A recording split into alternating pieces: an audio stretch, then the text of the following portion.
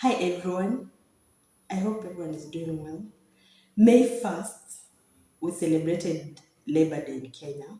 So I'm going to dedicate this month of May to share some of the employee rights and tips for employees in Kenya.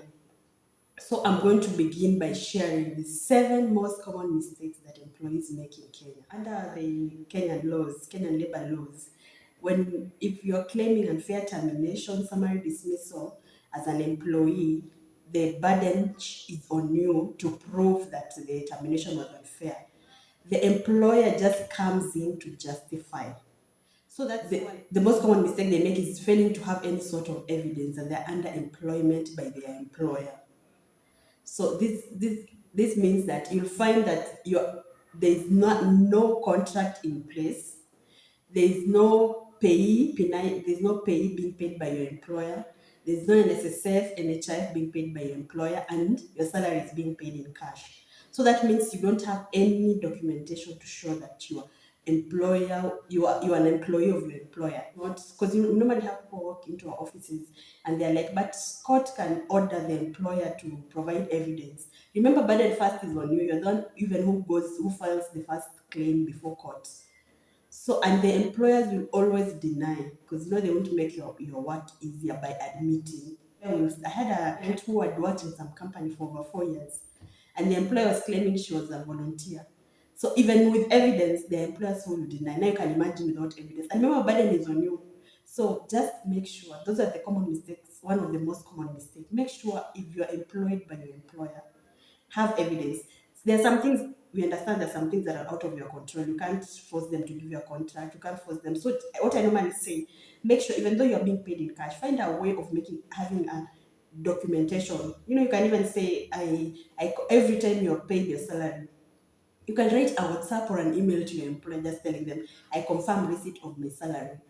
So just make sure you have evidence that you are an employee to your employer. Second most common mistake people make is failing to have any sort of written evidence, like emails, WhatsApp. So maybe all your communication is oral. Remember, when going to court, as I've said, burden is on you, and it's normally hard to prove oral communication. It becomes she said, he said. So ensure all your communication. I normally even tell clients, even if let's say your employer avoids written communications, maybe they give you a call or you have a meeting in their offices, just do a follow-up, write to them either WhatsApp or an email. Following our conversation, I wanted to ask about this, to follow up on this. Just make sure you have written documentation so that it will make it easy for you in case now of unfair or summary dismissal. That's another mistake that employees normally make. And then the third mistake is failing to be prepared in case of unfair termination or summary dismissal. In life, I normally say you expect the best but prepare for the worst. So you should ask yourself, if tomorrow I just walk into the office, my office or my place of work, and I'm terminated unfairly, do I have am I prepared to fight for my rights? So just because I've had a client walking, they have nothing, no evidence, but they're claiming because they didn't even during this person, even they'd been subjected to disciplinary hearing, but they knew for some reason they didn't believe they would be terminated, so they didn't keep any evidence. Even the short cause letter that was sent to them, they didn't have any documentation. So just always be prepare for the worst but expect the best. Remember, unless it's your company, chances of you can be terminated anytime. So that's another thing. Always be prepared in case of unfair termination. Those are the mistakes I normally see most clients make. They have that assumption, which is, of course, it's okay to have hope that they might never be terminated. Because you're following your work, doing your work well, you're hitting your targets. So just make sure that you're always prepared. And then the other most common mistake also is delaying to seek legal action in case of unfair termination or summary dismissal. So if under Section 90 of the Employment Act, you only have 3 years to file your case in case of unfair termination. There are people who will take forever before bringing their case to court, which is understandable. When you lose your job, it's not like many people go through. It's not something like it's a positive thing in your life. But remember, and it starts counting. There's a client who thought it counts from when you start working. No, it starts, so someone is like, because if they're working in the company for over 3 years, they're like, "Ah, my time has already lapsed." No, it starts counting from when you're terminated, officially terminated. So make sure if you have been terminated, you have 3 years from unless you have a very good reason. Of course, there are exceptions. Unless you have a very good reason as to why you didn't bring your suit within the stipulated time of 3 years. So always just make sure that you bring your within 3 years. It's 3 years. The law is very clear. Section 90 of the Employment Act 2007 of Kenya. It states that it's within 3 years. The other common mistake that most employees make is failing to understand their rights under the Kenyan labor laws. Remember, it's only when you understand your rights that you know your rights have been infringed. There are rights like salary reduction. Like, for instance, your employer cannot reduce your salary without consulting you. Your employer cannot demote you without your consultations. These are things that are prohibited under Kenyan labor laws. But if you don't understand those rights, remember, you won't know that even your rights have been infringed. For instance, even constructive dismissal in a situation where you have terminated your contract because of frustration by your employer. Remember, you can also sue and term it as unfair termination. But it's only when you understand your rights that you can do that. So that's another common mistake, failing to understand your rights.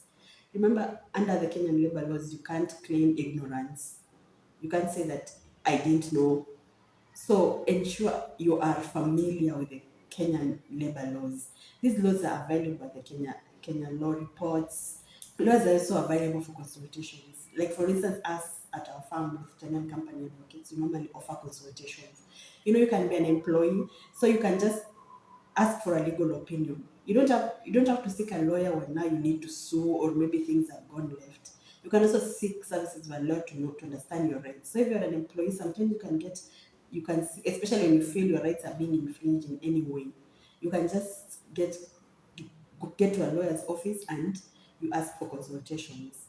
So remember, it's only when you understand your rights is when now you can even know that your rights have been infringed. So that's another mistake, that because when you find some clients walk into your office claiming maybe just terminal dues, for them they felt the redundancy. Maybe, for instance, if it was a redundancy, you'll be terminated based on your position has been declared redundant.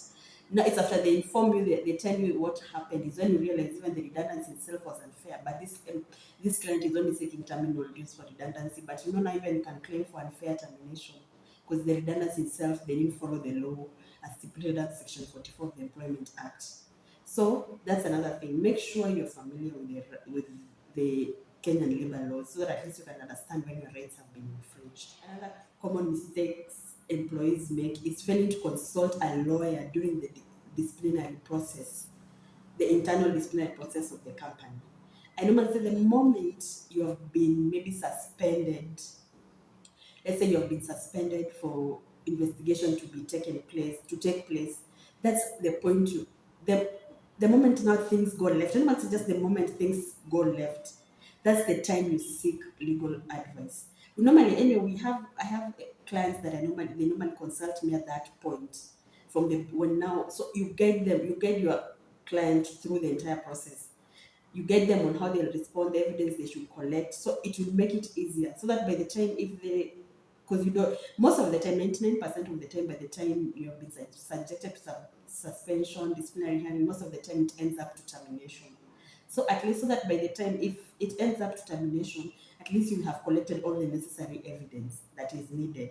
Remember, sometimes you even find during the internal dispute, you find even if you don't understand your rights, remember, you can't go to court and say, I didn't know I needed to do this. There are people who resign during the process, the disciplinary process. Remember, the moment you resign, a disciplinary process is going on, you won't seek for unfair termination. You have waived your rights in that situation.